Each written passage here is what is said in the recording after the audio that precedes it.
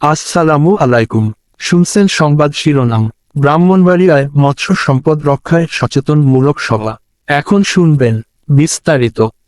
ব্রাহ্মণবাড়িয়ার আখাউড়া উপজেলা বিএনপি পক্ষ থেকে মৎস্য অবমুক্তকরণ কর্মসূচি ও মৎস্য সম্পদ বৃদ্ধির লক্ষ্যে সচেতনমূলক সভা অনুষ্ঠিত হয়েছে। বুধবার দুপুরে মনিয়ন্দন ইউনিয়নের রুহুগড় গ্রামে একটি পুকুরে মৎস্য অবমুক্তকরণ শেষে কর্নেল বাজার মাদ্রাসা মাঠে এক সভা অনুষ্ঠিত হয়। এতে প্রধান অতিথি হিসেবে উপস্থিত ছিলেন জেলা বিএনপি আহ্বায়ক কমিটির সদস্য কবির আহমেদ ভূঁইয়া।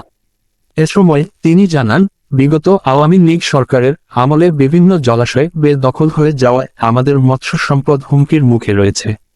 ভারত থেকে নেমে আসা বিষাক্ত কালো পানিতে মাছসহ আমাদের বিভিন্ন জলজ প্রাণী হুমকির মুখে।